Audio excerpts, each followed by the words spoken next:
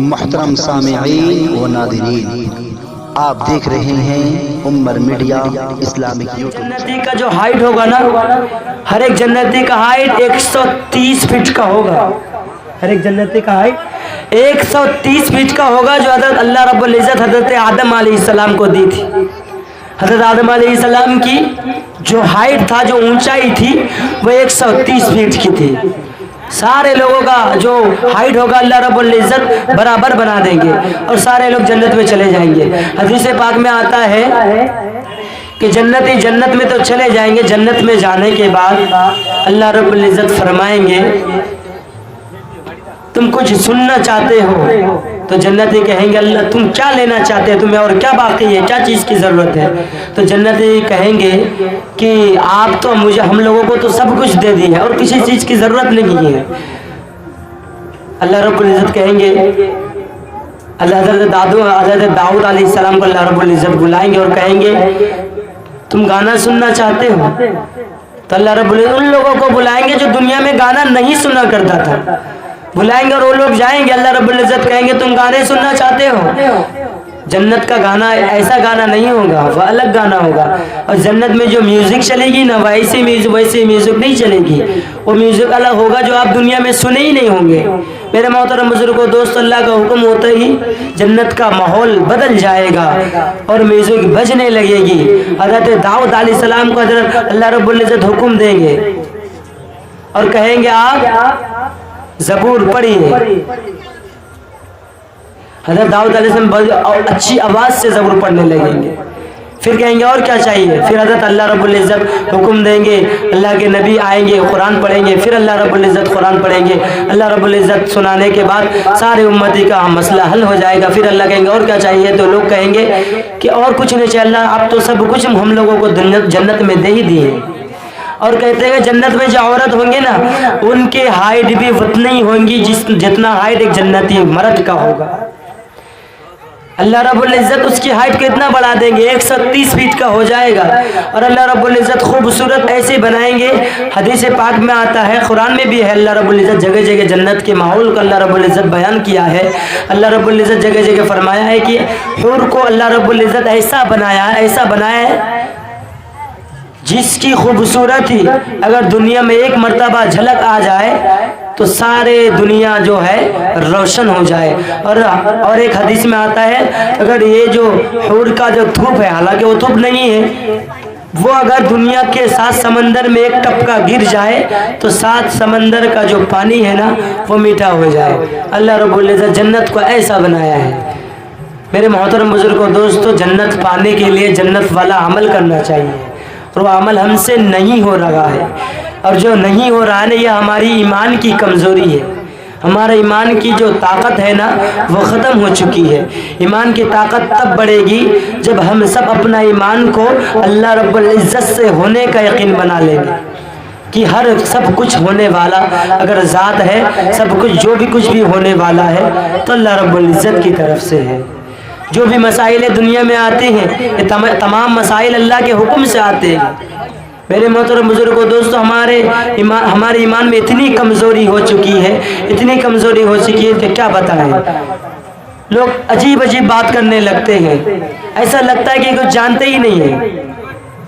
ایک جگہ تو ایسا ہمارے استاد فرماتے ہیں کہ میں اس جگہ ایسا گیا، افسر بھائی ہمارے استاد کہتے ہیں کہ میں ایک جگہ تبلیغ کے لیے ایسا گیا کہ وہ بستی پورا مسلمان کا تھا، وہ بستی پورا مسلمان کا تھا، لگ بھگ 100-150 گھر رہنے والے مسلمان تھے، لیکن ہر ایک گھر میں گنیش کا مورتی رکھا ہوا تھا، گنیش کا مورتی رکھا ہوا تھا۔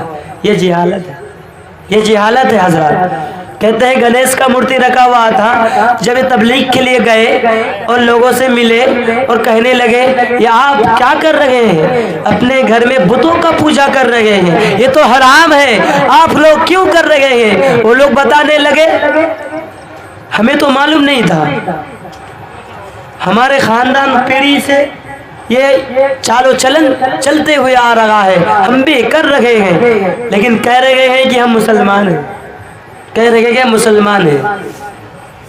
پھر کہتے ہیں وہ جماعت والے ہر گھر سے مورتیوں کو باہر نکالے، ہر گھر کی صفائی کی گئی، لوگوں کو پھر سے کلمہ پڑھایا گیا، نہ جانے ان کے دل میں ایمان تھا یا نہیں تھا۔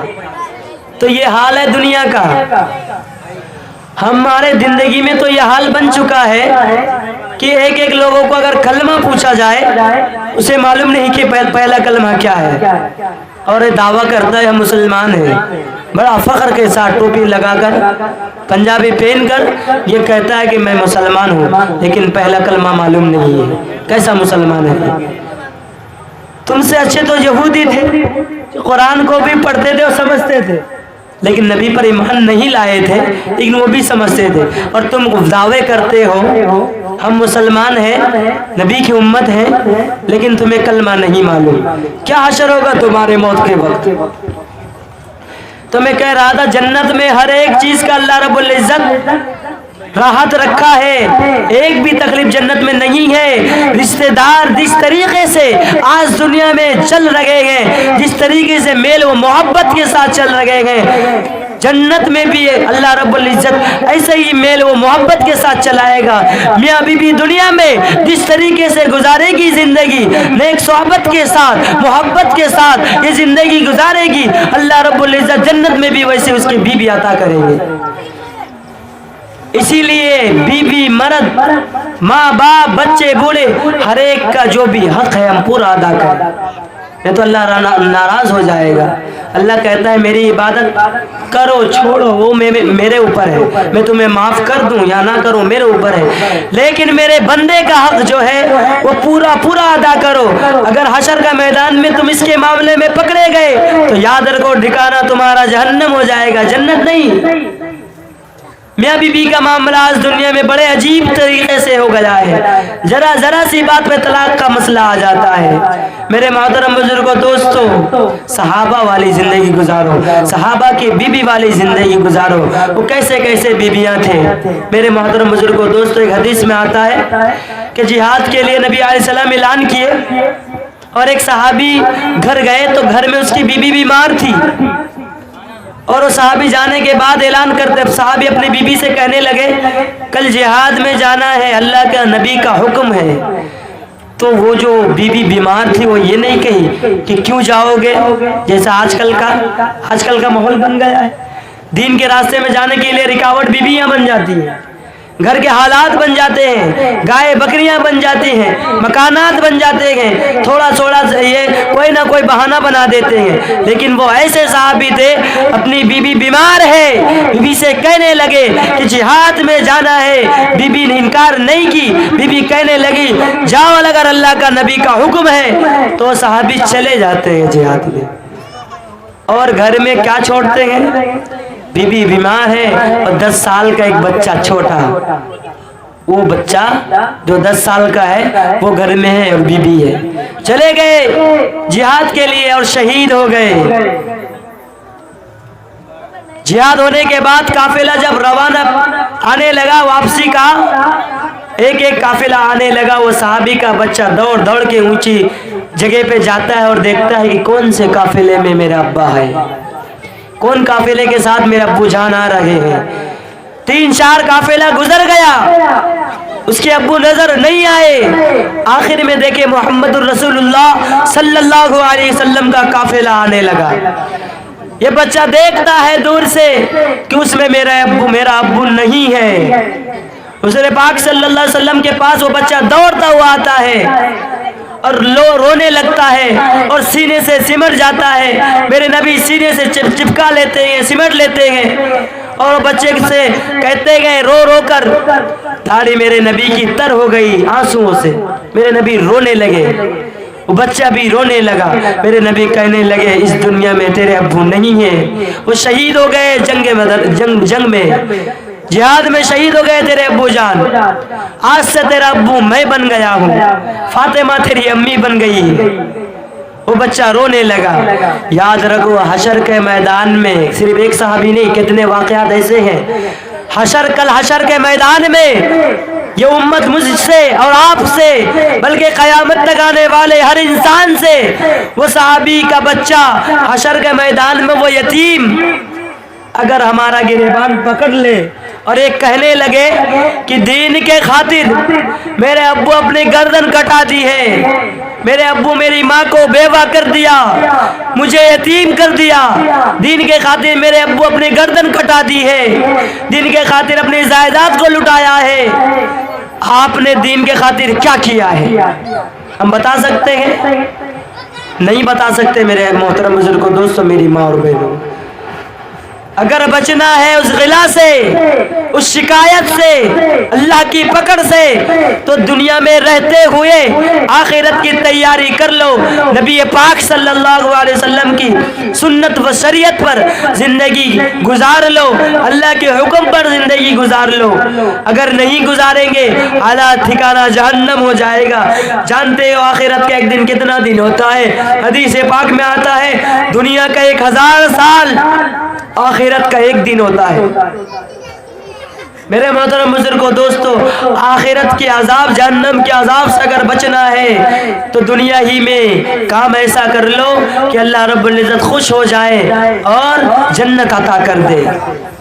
کہتے ہیں کہ جنتی کئی سال گزر جانے کے بعد اللہ رب العزت حضرت جبرائیل علیہ السلام کو جہنم میں بھیجیں گے اور کہیں گے جاؤ اور جہنم کا حالات معلوم کر کے آؤ۔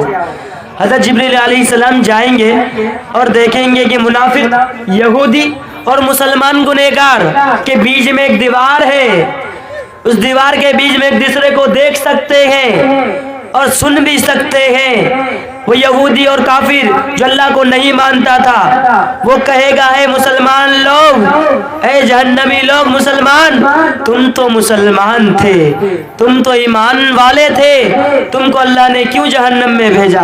وہ طعنہ دیں گے۔ اللہ رب العزت حضرت جبرائیل علیہ السلام کو جب جہنم کی طرف روانہ کریں گے، حضرت جبرائیل علیہ السلام چلے جائیں گے جہنم کے اندر، اور جہنمی مسلمان ایمان والا وہ یہ سمجھے گا کہ یہ میرے نبی آئے ہیں، یہ ہماری بخشش کرانے کے لیے آئے ہیں، تو ان کا دامن پکڑ لیں گے جبرائیل علیہ السلام اور کہیں گے کہ اللہ کے نبی، کہیں گے اے اللہ کے نبی آؤ اللہ کے حضور ہماری بخشش کروا دے۔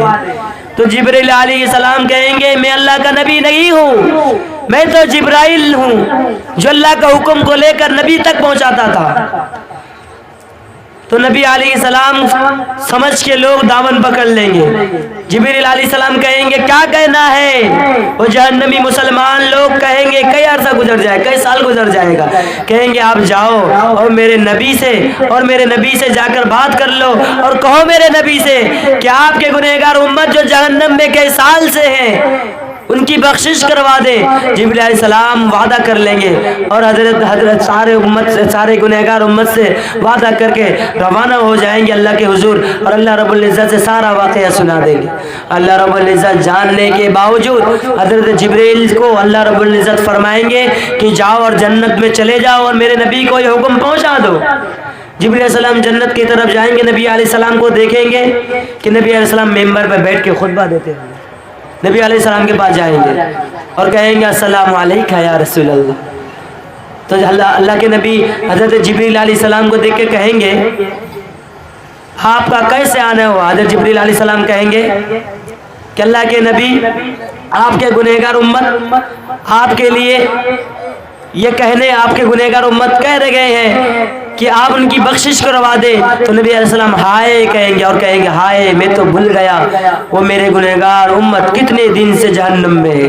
نبی علیہ السلام، میں مختصر سے کہوں کیونکہ ٹائم بہت ہو گیا، میں مختصر سے کہوں گا کہ نبی علیہ السلام جنت سے روانہ ہوئیں گے جہنمیوں کی سفارش کے لیے، اور سارے جنت سے سارا ایک مجمع جائے گا، ایک قافلہ جائے گا اور سارے جہنمیوں کو نکالا جائے گا۔ نکالنے کے بعد سارے جہنمی کا بدن جل گیا ہوگا۔ اللہ کا حکم ہوتا ہے، اللہ رب العزت حکم دیں گے کہ یہ سارے جہنمی لوگوں کو نہر حیات سے نہلا دو تاکہ اس کا جسم جو جل گیا ہے وہ ٹھیک ہو جائے۔ تو لوگ فرشتے کا حکم، فرشتے ان کو نہلائیں گے اور جنت کی طرف بھجوا دیں گے، جنت چلے جائیں گے۔ اللہ رب العزت کہیں گے جنت میں جانے سے پہلے کہ ان کے ماتھے میں عتق الرحمان لکھ دو، اسی لیے لکھ دو کہ میں نے اپنی رحم سے ان کو معاف کیا ہے۔ اللہ رب العزت کا حکم ہوتے ہی عتیق الرحمان لکھ دیا جائے گا اور سارے جہنمی لوگ جنت میں چلے جائیں گے. جنت میں جانے کے بعد لمبا واقعہ ہے. جنت میں جانے کے بعد پہلے والے جنت ان کو تانا دیں گے اور کہیں گے ہم تو اپنی عمل کی وجہ سے ہم جنت میں آئے ہیں, آپ تو اللہ کا کرم ہوا, فضل ہوا, جس کی وجہ سے آپ جہنم سے جنت میں آئے ہیں. تانا دیں گے تو بعد والے جہنمی کہیں گے کہ اللہ رب العزت یہ عتیق الرحمان ہمارے ماتھے سے نکال دو. اللہ رب العزت بھی مٹا دیں گے. اس دن سے سارے ایمان والے جنت میں رہنے لگیں گے. اس کے بعد کوئی ایمان والا جہنم میں نہیں رہے گا, سارے جنت میں رہنے لگیں گے. میرے محترم بزرگوں دوستوں, میں نے جو بھی کہا ہے سنا ہے, میرے محترم بزرگوں جو بھی غلطیاں خامیاں ہوئی ہیں, دعا کرے کہ اللہ رب العزت اسے معاف فرمائے. اور آپ حضرات مجھ سے بھی زیادہ جانکاری رکھتے ہیں. اس حقیر و فقیر کو جتنے بھی آپ نے ٹائم دیا ہے, میں نے ٹائم جتنے بھی دیا ہے, میں نے اپنی بات رکھی ہے. اللہ رب العزت مجھے اور آپ کو اس پہ عمل کرنے کی توفیق عطا فرمائے. عمر میڈیا کو, اس چینل کو آپ سبسکرائب کر لیں اور بیل آئیکن کو دبا دیں اور لائک کریں اور شیئر کریں, بڑے مہربانی ہوگی. السلام علیکم ورحمۃ اللہ.